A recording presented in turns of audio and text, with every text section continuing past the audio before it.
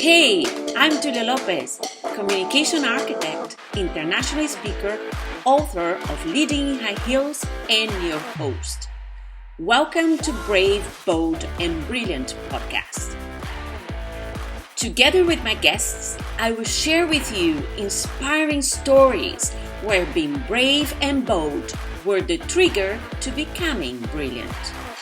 For the past decade, I've been helping professionals to express themselves with clarity and confidence in any stage and arena of their lives. Communication is key to success, and stories have the potential to transform lives and move people into action. There is someone, somewhere, who needs to hear exactly what you have to say. Be brave, bold, and brilliant, and speak up unapologetically. I'm very happy to welcome today to this talk Maggie Bain.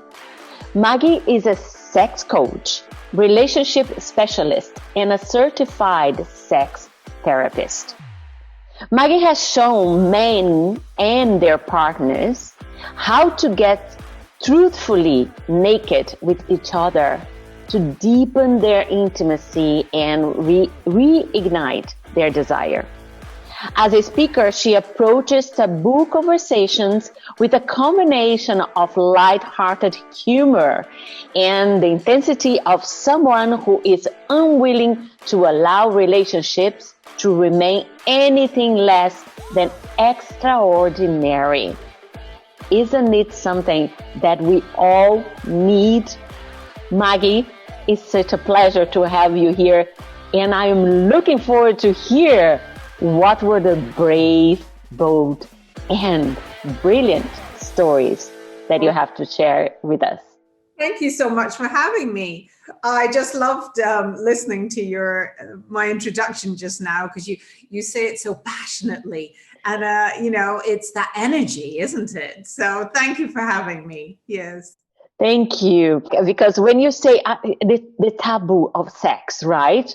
And when you say here, and I go back to what I said here, just make sure that I'm right. You said has shown men and their partners. Explain a little bit about that. Is you focus more on the men or women as well? Well, the thing is, so I've been doing this work since 29. So it's been a long time now, over 10 years. And it's, as everybody's work is, it develops over time. And so I'm very much about committed relationships. But I found over time that a lot of men were contacting me about their own relationships and about wanting to help. So either through what they'd read or they'd heard on radio shows or TV or my writings or word of mouth, they'd heard that I was just as much for them as I was for women.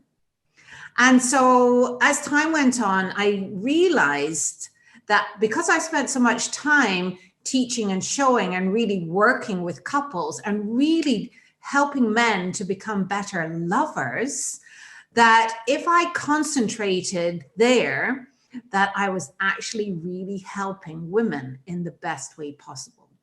And so this is how my work has really developed over the years. That is so amazing. I'm very curious here. When you say how to helping men to become better lovers, and what is this conversation about? Because I have my guesses, but I want to hear from you. You are the specialist. I should say that people contact me and work with me. It might be presenting with relationship issues. And so, I say it's like, which comes first, the chicken or the egg? Did the problem begin in the bedroom and ripple out to the relationship? Or was it a relationship problem that ripples back into the bedroom? And so the conversations sometimes don't start with the intimacy and the sex life. But this is the work that I do. It's peeling back the layers to find out really what is the problem, and then finding workable solutions for everybody from then on. So, different genders, different needs, different sex drives, lots of things that go into that. It's very complex work, very, I call my work mind aerobics. And so it's really getting to the place I hear so often where, you know, men, it's about frequency of sex. And for them, of course, you know, the way they're built and made, you know, so often it's just about intercourse. And women are looking for so much more than just intercourse. And so how do we get that? How do we get that to improve? How do I get them to connect in a way that will really make them both feel better and to improve their lives and their happiness and their relationship? And so it's really, a lot of my work is education, but also awareness, but it's letting them know that sex isn't just intercourse. And then sex goes on, it's sexual activity is the whole sensuality as well as sexuality. So, and I found over these years is that the men who have contacted me and do this type of work are really, they benefit in the end from a deeply emotional, enriched relationship, just as women do.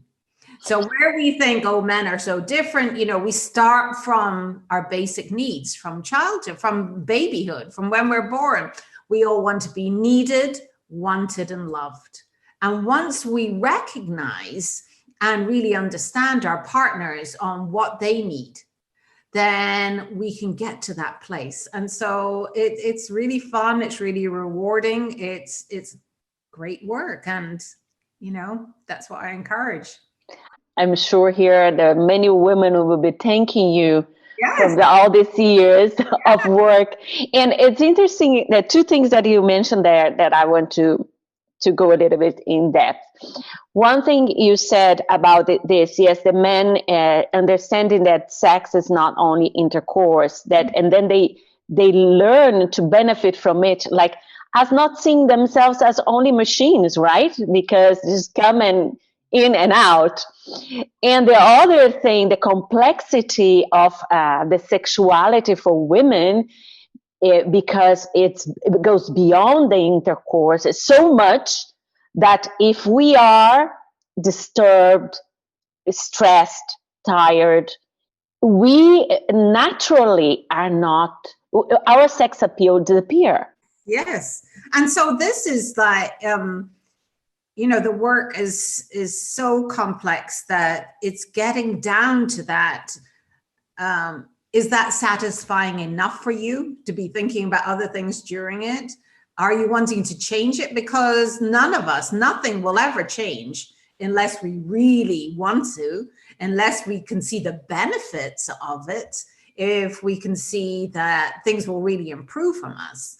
So the thing is, have we lost sight? Have we lost sight of the magic, the spark, the things from the beginning? Have things got a bit dull and boring? And, you know, is it just one person that's wanting more? Is it both of you wanting more?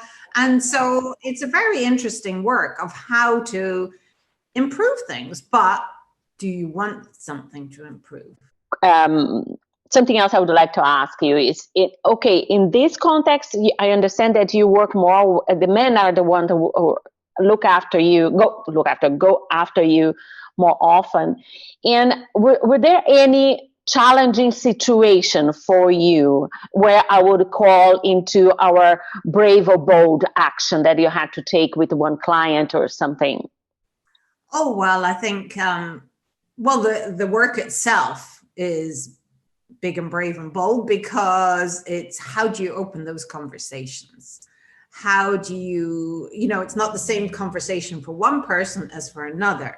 You go from one culture to another, different age groups, different backgrounds. Every couple and every person is so unique. And so I still have to approach it with confidence.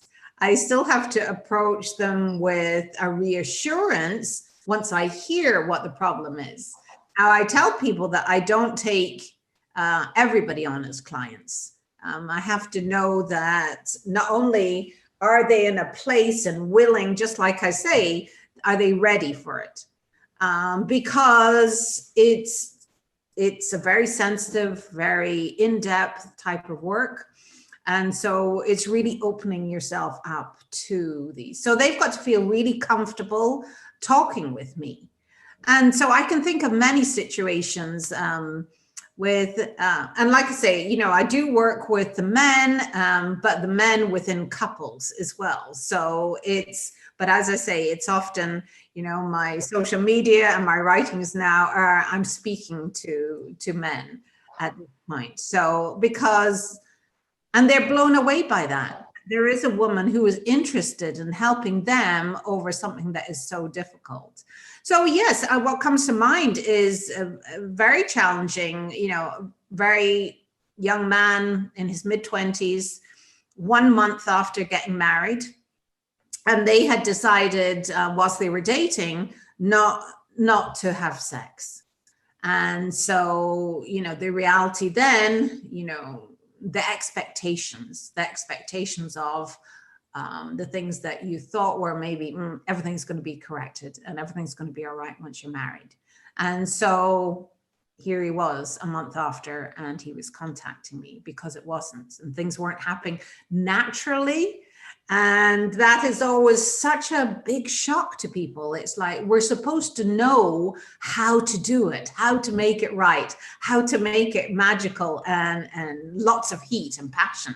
And it doesn't always come naturally to people. And so it's fine tuning, getting through the layers. And thankfully, his wife was able to join us and we were able to do his work. But it's very, I call it, it's a bit like dieting. There's a bit of a yo-yo effect. Some areas of the work are easy and you'll progress forward, and then you'll have a little relapse and you'll go backwards. And so we go backwards and forwards and we make progress that way. So, and that's an unsteady place to be. And so I'm a guide and I lead people through it. Obviously holding them accountable, but teaching them at the same time new skills and giving them the confidence and all of that along the way. So it's very challenging. Yeah. Isn't it, listening to you, it just came to my mind, isn't it so unfortunate that the way also our society moves, there are so many taboos and repression towards our sexual development? Because from everything you're saying there, in my mind, the only thing that comes is, like, as everything else, is a skill that needs to be learned and needs to be practiced over and over to polish and to master. But we will never be educated on that manner. And unfortunately, that is some of the consequences. The more rigid we are, or our society or family, etc., more consequences we'll have after. Because even if we go, then just moving a little bit of a collateral here, if we go to the spiritual side of the human nature, it's part of what we are, our energy, and in a super powerful energy. And when we have everything balanced, the sexual energy is another energy that we can use to heal. Don't you think? Absolutely. And really maintaining and not just holding on to, but really developing people's masculinity and their femininity, and not losing that and losing their identity and who they are, where they feel like they have to lose themselves into their relationship. And so it's very interesting, very interesting. Yes, because also we are educated in certain expectations and stereotypes of performance. Yes. Right? I'm a Brazilian, and you don't need to tell me how Brazilians are tagged worldwide, and I don't see it. Where does that come from? But I understand in a way, because our way of behavior coming from the tropical, where we are more touchy, where we are more huggy, and we are in a way, at least in my generation, despite of all the taboos that we had, because we were not really, God forbid, to have sex before marriage, and everybody was having, but anyways, that was the way it was. But we had, in a way, easier going towards this play role that happens before the sexual intercourse. It's part of our culture in a way, which, for example, when we come to Europe, I'm generalizing, of course, but this is the conversation, let's say, among the Brazilian women, we find that the dynamics are different, and then how you don't know really how to do it, it feels strange. And yes, and this is the whole, what you're talking about is the flirting. It's flirting is so important. That's the testing the waters to see whether that person, you can connect with them, whether there's an engagement, whether there's, just that couple of minutes will tell you, okay, I can go a bit further, of getting to know that person. And so, yes, some cultures are much more open, as you know, from my background. So I was the first sex therapist in the Bahamas, and the Bahamas, like the Caribbean and Latino cultures and all of that, is the same. You know exactly where you are with somebody when they give you a look walking down the street, or they say something and whatever. There's much more open. And so, yes, and here I am in Europe, and yes, I fully understand what you mean. So it is, you've got the cultural things, you've got peer pressures, you've got the way that you've been brought up, how you have first discovered what was the sex education within your home, and then in your schooling and the culture that you've been brought up in. So all those things contribute. But also we add in, as we become adults and go on and on, is our own experience with relationships. So people have, they feel they can't do something, or they're not good at this, or, so it's the labeling, it's the fact that somebody's told you something, and so you start to believe it. So we come to this type of work with people with their, what we call self-limiting beliefs, the belief that will stop you from getting to that place of where you really want to go or think you should be. And so this is where I come into play. And so it's really finding out what's stopping you. So because anything is possible. So I'm a great believer of thinking out of the box and finding a workable solution on how to get there. That's awesome. And you say here that you're, as a speaker, you bring like taboo conversations, and just with the intention to show people that any relationship should be not less than extraordinary. Can you give us some insights on that? Well, depending on the audience, I have spoken at a business conference and really talking about the levels of honesty and about talking the truth, and how do we deal with that? And if we expect people to treat us in a certain way, isn't it better that we start treating that, So it's, how do we start off these relationships? So, honesty is a big thing. People have sometimes very decisive, clear views on, should we be truthful with everybody? And there's some people that, they can't take the truth and it would hurt them too much, so I'll just keep it secret from them. So secrets and lies, talking about secrets and lies and honesty, it touches people's nerves, and also even going, and one of my opening things is really people's understanding of what love is.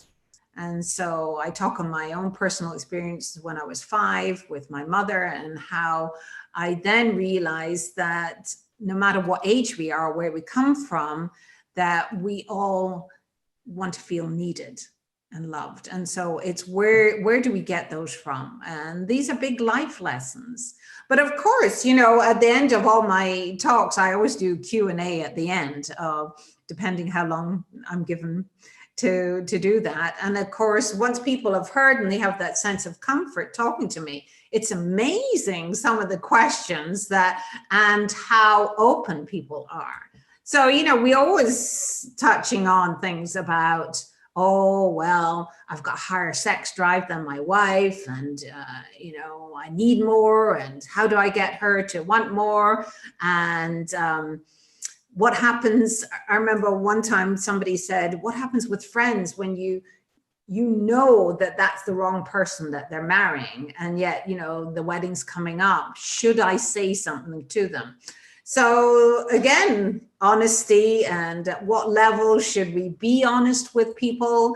But then we get into the whole thing over orgasms, and, you know, we get into masturbation conversations. And so it's amazing how in the right setting, with the right tone, with the right wording, I can appeal and we can open these conversations. Oh, this is very awesome. And my question to you would be also, from your experience in a general level, what is a common element that creates this imbalance on the desires between men and women? Right. So, well, I think it all comes down to so many people just don't feel that they're known by their partner. Like they don't understand. My partner doesn't understand. My wife doesn't understand what I need and who I am and what makes it. And she says the same thing. So just the fact of not really knowing each other to past the superficial level down to the deeper level, that's where the disconnect comes from. Because once you do understand and you care about and you love your partner enough to know that you want them to feel good, you want them to feel whole, you want to make them feel happy and content. So you want to give enough to then be able to receive enough too. So it's that feeling of not being known or understood is a huge thing. I can fully understand you. However, one thing that I've experienced with my clients, my students, in the process of helping them to find their voice, is exactly knowing oneself. Yes. Knowing this conversation and this process of finding this voice. So then when you say that people, the men and women, say to you, they don't know me, my big question will be, but do you know yourself? Because how can someone know you if you're not able to show the true you to the person? You know, that's a life process too. That's a life process, isn't it? And it comes through, sometimes it's just a feeling. They contact me, things are just off balance in their relationship. They don't know what it is. And so it's that learning your intuition about sensing when things are off balance. But, you know, things always come back to the same way. If you can't express yourself, and if you don't feel that what you say is either being heard or well received, or you're being dismissed or whatever. So we get back to that communication thing. You can't talk about the tough stuff until you have somebody's attention. And so this is where anything to do with relationships is all about cooperation, you know, all about cooperation. And if you have that breakdown in cooperation, if the other person doesn't want to try, doesn't want to do it, can't see the point in it, then it's tough. But I work with individuals and as well, you know, if your partner doesn't, just like you say, we got to take care of the most important relationship, and then that's the one with ourselves. And so you've got to understand more of yourself and why things happen. And do they happen because, you know, I had a great conversation with my editor about, are things predestined or are they choice? So we get into, do you believe that this is the partner that that was given to you, that you've got to just make do with things, or is there a choice here? You know, so it's a very interesting, as you know, discovering ourselves. But I believe it spans over the whole of our life. You know, where I thought I knew myself 20 years ago and I had clarity. I've evolved and got deeper and richer and wiser as I've got older, and I've gained more life experience. So it's an evolving thing, isn't it? It is, but also it needs to have the willingness, yes, to grow, to learn and to grow with it, because it's, as we know, easier, not necessarily the best, to stay where you are and then just try to get by. And then is when it comes also what you said, do I say certain things? Do I just ignore and just pretend everything is fine? Not only the cooperation, but relationships are so much about what we tolerate. You know, what one couple puts up with or likes or thinks is okay, another couple would think, oh my gosh, how do they do this? But this is where there's no judgment. But everybody loves to judge. Everybody loves to point the finger and say, and so gossip and talk about other people. And oh my goodness, but there's no two relationships alike. And through this work that I found, there's no stereotypes. I have women who have higher sex drives than their husbands and partners. I've got the men who are naggers and the talkers and can emotionally reveal things, and the women who are much quieter and can't talk and whatever. So, you know, where we think things are the same, they're not. And it's okay. This is why we are individuals. Yes, exactly. Yes, and that's a process. Yeah, that's very interesting, the complexity of everything. And but I always say we have to become observant. I believe, for the work I do, that once you go into this process of understanding this voice that you have, and then you have to prepare it to be able to unleash it. So you have to create a structure where your audience will understand. I find this such a powerful process also of healing of wounds as well, because you might touch certain areas. You say, I want to talk about this, but then when you go there, you realize that those wounds are still open and you have to heal them before being able to talk about them.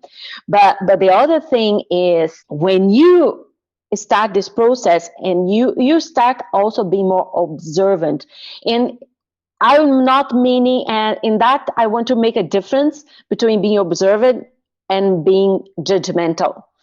Being observant, and by being observant, you also then observe behaviors of people. And as we know, people don't change. We cannot change people. Let's say this: we cannot change people. They can change themselves if they want to. So there are lots of hints that we can get from people before getting into a relationship, a cooperation with them. And when it is an emotional encounter, I'm going to talk from the perspective of the women. I don't know if men is the same. I believe so. We tend to kind of not want to see certain things because there are other things that maybe the physical, no, the sparkle and everything. And is when you get into those relationships that when you're too deep down, you realize, what the hell am I doing here?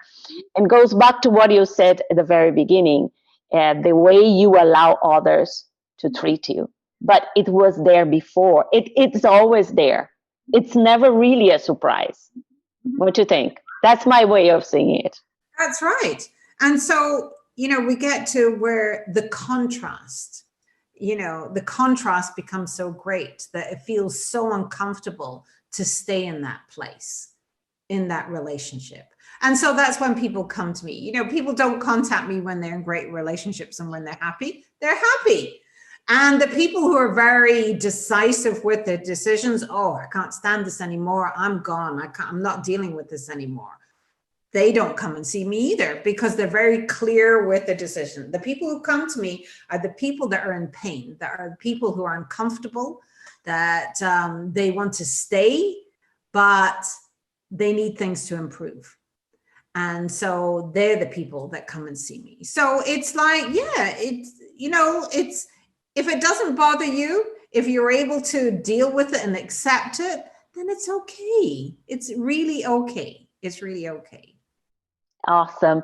And I see from what you're telling us here, you're sharing with us that your work, there's a lot of brave and boldness on that as well. And what I ask you here as our final question, what would it be for your own experience? Because we know we work with people. I work with people as well. Working with these ladies, I've learned so much. I've grew so much. Seeing on them things that I identified on myself, and I said, "Oh my goodness, I do have that."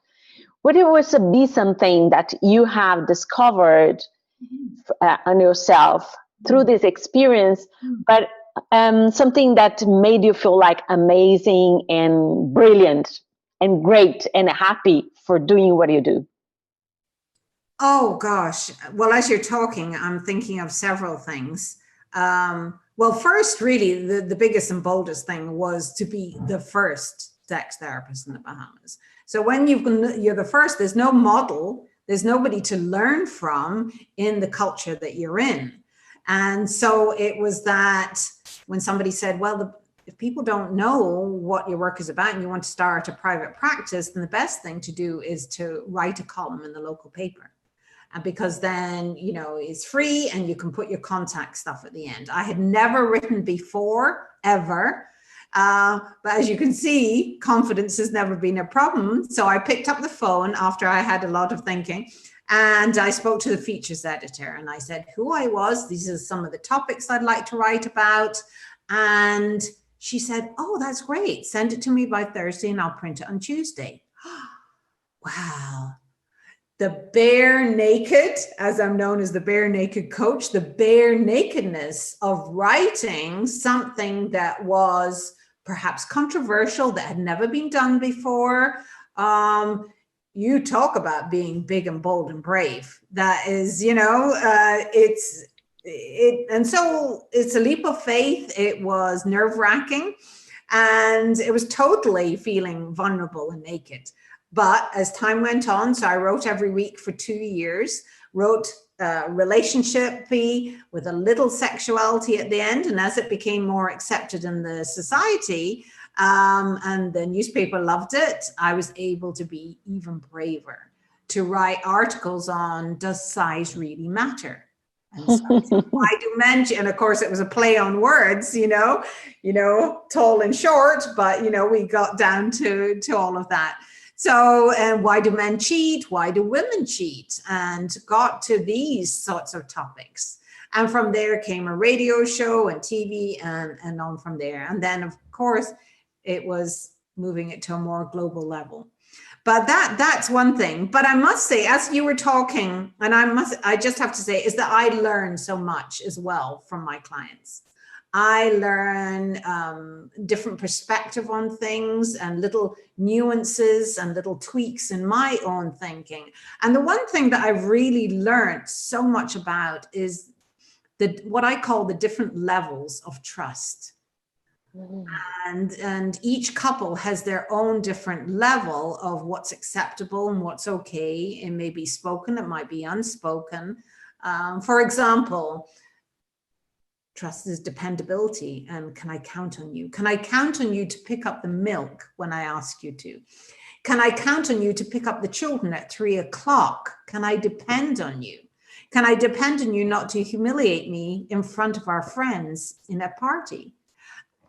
Can I count on you? Can I depend on you to be faithful to me? And so those layers of which are important to some couples and which layers aren't so important, or they don't put so much emphasis on, is very, very interesting. Yeah. So it's great learning, great learning.